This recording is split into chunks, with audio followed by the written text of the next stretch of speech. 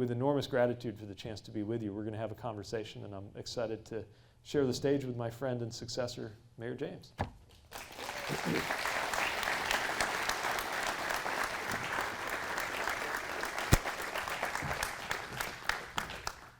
They call you Mayor James? I don't know if that's the thing. Maybe Mueller's a little easier to.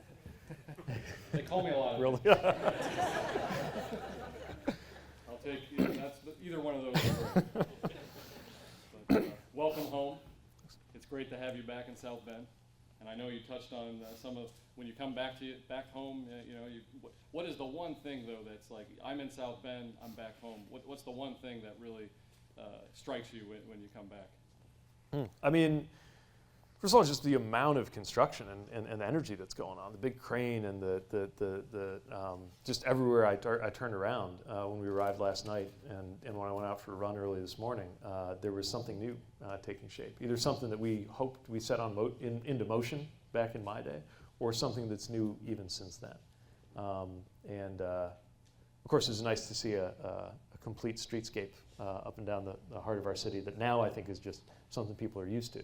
And again, I'll have to tell my kids how controversial it was back in the day, and they won't even believe me.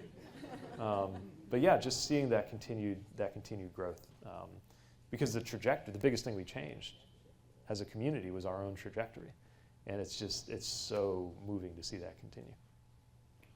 Great. And in your remarks, you referred to growing up in South Bend and seeing these abandoned factories as a regular thing. Can you expand on your upbringing here in the Midwest and how that influences you as a member of President Biden's cabinet? Yeah, so as I mentioned, I've been to every state. I go all over the country, at least a trip a week in this job. And everywhere I go, I think back by reference to South Bend. I guess we all do. We think back to where we grew up.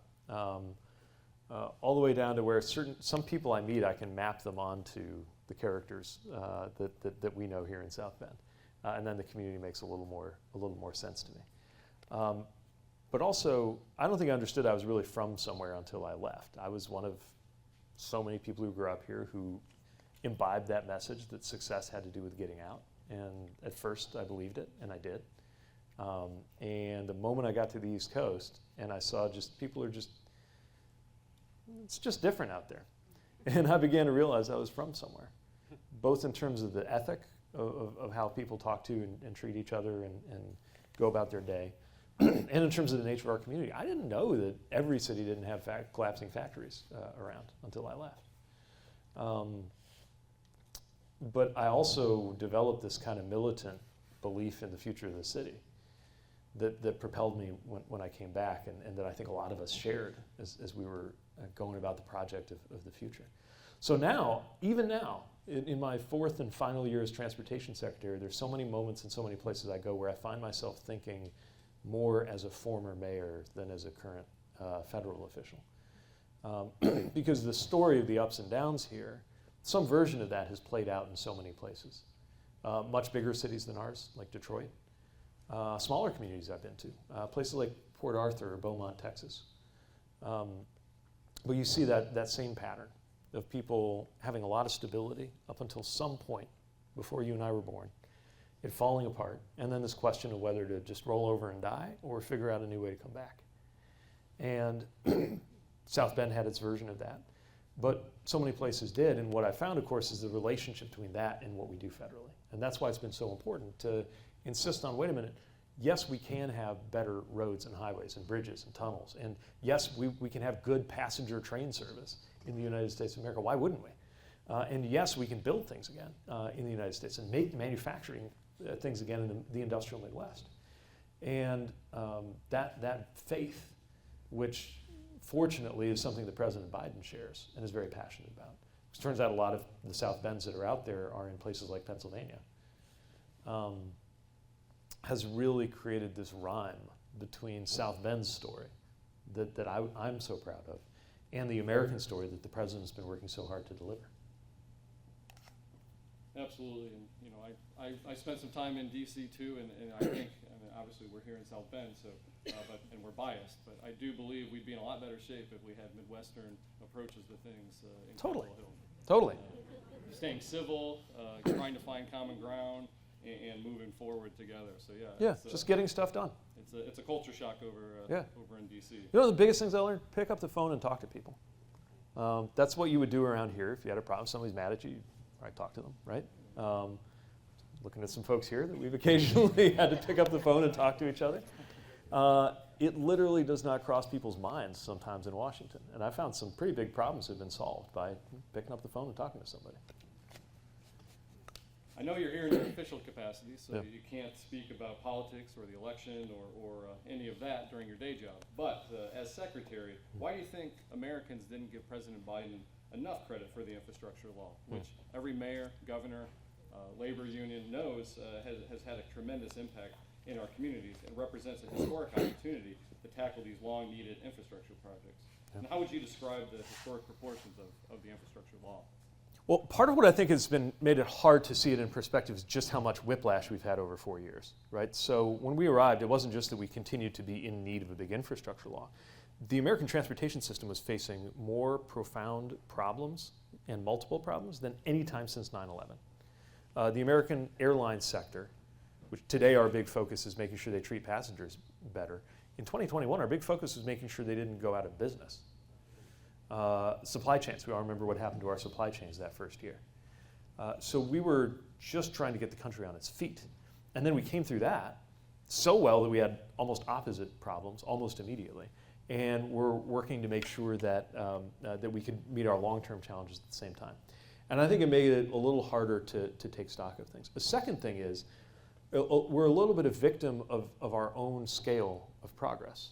Because when you do one big project, everybody talks about it, thinks about it, fights over it, and then hopefully it goes well and you get some credit for it. When you do 66,000 projects, which is how many we're doing so far, 66,000 projects. And those range from a 6-figure streetscape project to the Hudson River Tunnel, which is more than $10 billion and one of the biggest public works projects in modern American history, and everything in between. It doesn't have actually the same focus because there's so many things. I mean, I don't even keep track. I try to, but it's hard for me to keep track. I went running this morning and got to see the latest stage of the Coal Line Trail. And there's no way I would, even as a member of the administration, as a former mayor, I might not have clocked that that was funded through, partly through rescue plan dollars, right? That came from the Biden-Harris administration. I'm part of the administration that delivered that, and I didn't even necessarily know that, right? So it's really hard to assign credit when there's so many things happening all at the same time. Another thing is, it just takes a while. You know, most of those 66,000 projects are just getting ready to enter construction. A few of them are already done. A larger set are already in construction. But most of them we're still getting there. It's not like a tax policy that you stroke of a pen and next year it's there, right? And so over the next many years, we're going to see even more. Most of the EV factories, for example, that I've visited in Kansas, Kentucky, or Indiana, they're set to come online in 2025, 26, 27. They're already creating amazing building trades opportunities. It's only 500 just for GM, just from the electrical workers. It's incredible. That's just the construction phase, and then we get into the maintenance work when they're up and running. But most of that hasn't actually kicked in yet. Most of the chargers we're putting up are slated to go in 26, 27. Some of these projects, by their nature, just take time. I'll admit that I'm a little concerned that, because we've already seen this through experience, that some of the people who tried to block this legislation and this strategy will be among the first to appear at the ribbon cuttings to celebrate the projects getting completed. And so, mark my words, though I do not know in what capacity, I will be there to remind folks who was with us and who was against us when we sought to get these projects done.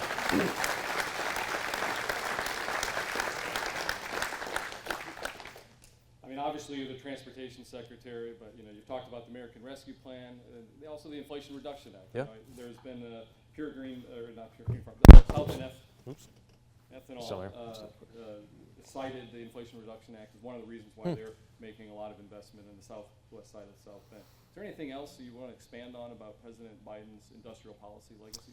Yeah, you know, the phrase industrial strategy or industrial policy was a dirty word in kind of economic circles and policy circles as recently as 10 years ago.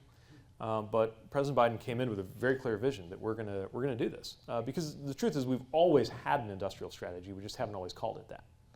But it has always been the case that we've made choices around policy that shape our economy and that promote certain sectors in our economy.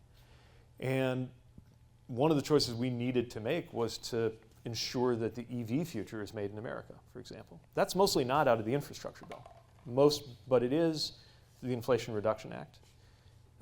And that plus the CHIPS and Science Act, which is something you can't separate from what's happening with AI. If you would have told me, I haven't found the numbers to prove this, but I'm pretty sure IN Tech is probably the biggest single manufacturing-related investment in my lifetime here. That or maybe AM General.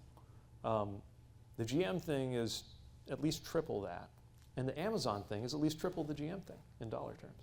These are eye-popping proportions of investment. And it's absolutely traceable to things like the Inflation Reduction Act, the CHIPS and Science Act, and the infrastructure law. Also the rescue plan. The rescue plan maybe has been the hardest one to remind folks is connected to decisions made by this president and in Washington. But even now, communities from South Bend to Traverse City to everywhere else are using those dollars for really important purposes. And we need to find ways to, and I'm ready to be strategically shameless. I will do big novelty checks, whatever, giant scissors, like whatever we got to do to remind people how this happened. Because a bunch of decisions are about to be made, which will either develop or destroy the progress that's now underway. So it's not just about politics, although I believe that the people who did this should get credit for it. It's about what happens next. Absolutely. Moving back to your transportation secretary role here, you said you're going to leave town today to go to Chicago on the South Shore. Of course, we're working to continue to get that even faster to 90 minutes. And then, of course, we bought the Union Station recently and looking to bring Amtrak downtown. So this is probably one of the friendliest administrations to passenger rail, with the president being someone who rode the train to and from Delaware when he was working in the Senate. And then, of course, I know as Transportation Secretary, also a big fan of passenger rail. Can you expand upon what the infrastructure law does for passenger rail? Yeah, when President Biden asked me to take this job, I joked that I could only hope to be the second biggest passenger rail fan in this administration, but I would make it a pretty close second. And the idea is simple, which is that the greatest economy in the world ought to have the best passenger rail in the world, and we definitely don't. And that's not Amtrak's fault. That's not any rail service's fault. That's our country getting what it pays for and not being willing to invest, and we set out to change that. Some of the investments we're making are just to maintain service in places where it hasn't been properly maintained. You look at the Hudson River Tunnel. Superstorm Sandy sent salt water into this tunnel that hundreds of thousands of people a day count on for their commute, and it was already 100 years old. So that has to be done just to keep the service up. We got other things that are wholly new, like a high-speed rail connection between Las Vegas and Southern California that they hope to have open by 2028, which is warp speed by infrastructure development standards. What I love about that is I'm tired of people coming back from Japan and saying, like, why can't we have that here? If people are coming back from Vegas and saying, why can't we have that here? That really builds the faith that we can do more of that on American soil. So whether we're talking about a high-speed rail or whether we're talking about what most people around the world would consider sort of regular speed rail, but making it good and reliable, making it competitive as drive. If you can drive from here to the Loop in Chicago in 90 minutes, then you should be able to hop the South Shore and get to Chicago in 90 minutes. And you've just taken a massive leap toward that with the double tracking, and more progress toward that with the realignment that I know has taken a step forward. And on the Amtrak side, I recently spoke to a friend who took the train from New York to Chicago and said, hey, why, I paid extra attention in South Bend because I knew you were from there. Why is it that the train goes right past the old Studebaker factory and Union Station, this beautiful train station there, and then it keeps going, and it stops where you can't walk to anything? I mean, I love Frankie's Barbecue. You can walk to Frankie's. Is Frankie still there?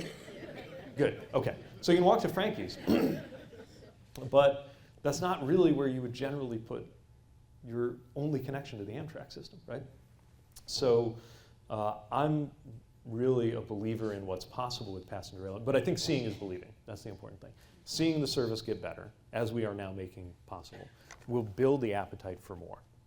And I think that South Bend needs and deserves to have those improved connections. And I'm excited to see that continue to take shape. Well, we're here at IBEW. We appreciate them hosting us here today. And you've traveled, as you said, to every state in the nation, and you've been to facilities like this. What are you hearing in facilities like this across the country? Well, one of the best parts of the job has been visiting facilities like this, from electrical worker training facilities to the Carpenters facility in Las Vegas, where they're doing extraordinary training, to the operating engineers kind of playgrounds where you get to play with the heavy. One day I'm going to take my son, who never met an excavator he didn't like, to one of these facilities where they have the pile drivers and the excavators and the earth movers to see how all that works. And they've actually let me, the painters in New Hampshire let me do a shot blaster. It's pretty fun. I wasn't sure if you're going to put me to work on this visit here. An acetylene torch is pretty thrilling. But of course, what you really take away from this is a level of respect and regard for how important and how demanding the skilled work of our skilled trades really is. And we're in this moment now where, yes, we got to pull more people into the trades for their benefit to get them access to these good paying jobs. But also, we've just got to get the talent lined up in order to get these projects done. I mean, I see a lot of the apprentices in the back here. Like, you got to understand how much depends on your success. First of all, we're rooting for your success because we want you to succeed. But also,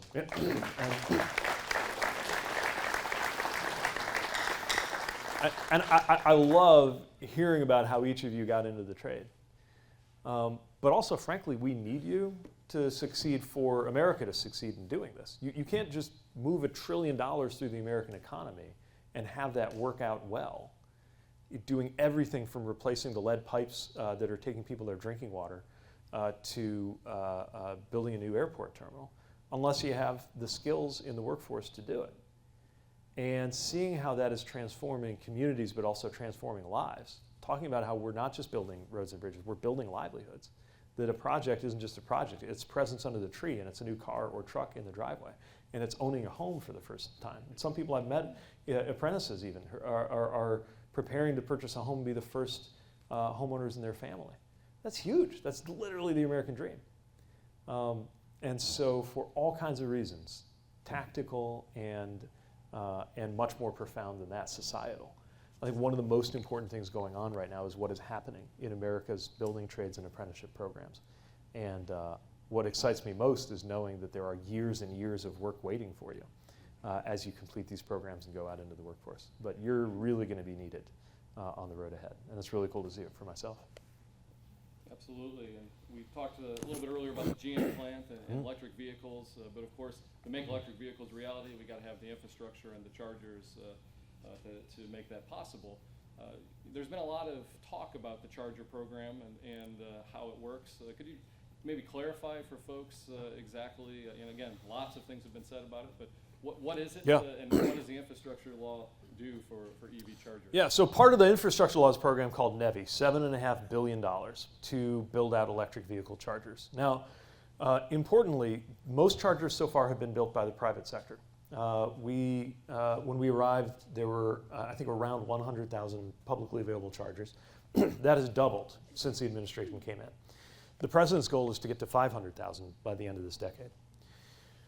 The issue is the market's not going to do all of it because there are a lot of places. Think of an apartment building in a relatively low-income area, or a spot on the road in Wyoming that's 30 miles from the next place you would pull off, where it's just not profitable yet. But it is profitable for the country as a whole to have them, because having that network gives people confidence that they're going to find a charger wherever they need one. And even though 80% of EV charging happens at home, that other 20% is incredibly important. So we established funding in the infrastructure package to fill in the gaps, to get those chargers built. The vast majority of it works through the states. So we send the money to the state, they file a plan, we send the money to the state, they get the projects done. What's challenging now is some folks have been trying to move the goalpost on these chargers. But we knew when we set up the program that it was going to take a little while for a couple of reasons. One is it's just incredibly complicated. The physical charger might not look like a big deal, although the apprentices here who are qualifying for EVITP can tell you just how much goes into that. But also, even longer tail is the utility and site work that has to happen, especially for the higher capability chargers. Getting that hooked up is a big deal. And so even the states weren't ready to spend that money in year one. Our forecast has been that most of those chargers will be built in 2026, 27, 28, well ahead of the president's goal of 2030, but not overnight. The other thing is that we had a lot of quality standards, that if taxpayer money is going to go into these chargers, then you can't just get them from China, and you can't just have anybody working on them. They got to be qualified in terms of safety and skill, which is why we have EVITP. And we knew that that was going to be part of the process, and we thought that was a pretty good trade-off compared to just using federal taxpayer money to buy cheap Chinese chargers and put them in without a lot of standards. So the program is on track to help us get to that 500,000 charger level by the end of this decade. And if we can do that, we'll be well on track to meet our administration's goal of roughly half of the cars that people are buying being zero emission by the end of the decade too. These EVs, they're not for everybody, at least on today's technology, but they're becoming increasingly appealing and increasingly affordable. Our job is to make sure they keep getting more affordable, to make sure they keep being made in the US, and to make sure that you can find a charger when you need one. Absolutely, and we've been talking a lot about the infrastructure law and building things and building out, creating jobs not just in the near term by building all this infrastructure, but also jobs in the long term by promoting economic growth into the future. But I do want to pivot a little bit because you've also spent a lot of time focusing on airline consumer protections. It's been a focus of yours as Secretary of Transportation. Could you kind of list out your accomplishments on consumer protections and why that was important for you to take on as Secretary? Yeah, we're going into another holiday travel season. I think everybody who has flown has some kind of horror story about some experience you had when you were flying, right? The only thing we as Americans love more than flying is talking about the terrible things that have happened to us when we were flying. And one of the great things about being named to be Secretary of Transportation is you can do something about that. And it turns out our department has a whole set of authorities, legal authorities, many of which were not used that much. I'll give you one example. If your flight gets canceled, you have to get a refund. That's always been the rule. We've made it automatic, which I'm very proud of. But it was always theoretically the case that you could get your refund. When I came in, we had a number of investigations into airlines that weren't giving people their refunds. And often they would hold out on people for a year or two to the tune of $100 or $200 million. And I would be approached by the staff who had never been told they could be more aggressive. And they said, okay, we finally got these refunds out. And we put on a fine of $1 million. Okay, if you just think about it, if all you face for holding out on $100 million is a $1 million fine, that's 1%. Economically, you're better off, given the interest rates, doing that. So it wasn't much of a punishment. You know, if you get caught cheating on your taxes, you have to pay your taxes, and you still also go to jail, right? So it wasn't enough that we just got the refunds back to passengers. We wanted to make sure we changed the behavior of the airlines. And that's what we started to do. We stepped up enforcement. We added a zero to some of those fines. When Southwest, I don't know if anybody here got caught up in the Southwest Airlines debacle 2 years ago, but we responded to that with the biggest enforcement action we'd ever done, about $130 million. Most of which, by the way, was not a fine that they had to pay back to the government. It was a requirement that they get more money back to their passengers, including a requirement that if there are passengers stuck by them in the future, those passengers get a $75 credit. We have created a whole new tool, flightrights.gov, people can use to find out the rights that you have as a passenger. We've negotiated more things like you get your hotels paid for, your ground transportation, those kinds of things if they get you stuck. And we have made those refunds automatic because it's just a lot easier for the customer and frankly a lot easier for our complaints department if the money just automatically goes back on your credit card instead of you having to haggle for it. The airlines have fought us tooth and nail. They're even suing us over a rule which basically just says if they charge you an extra fee, they have to tell you. And they're trying to sue us to block that. So the airline industry lobby does not love this work. But passengers do.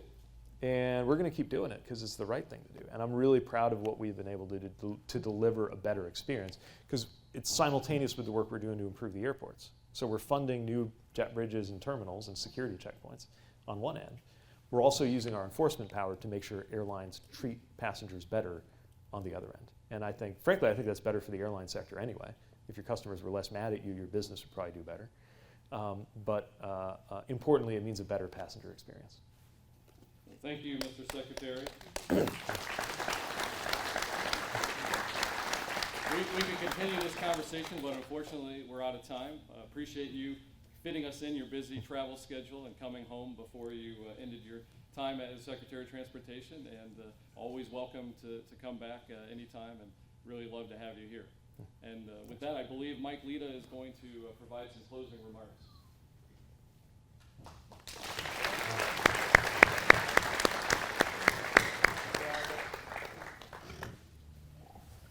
I was told to be brief, so we'll make it real quick.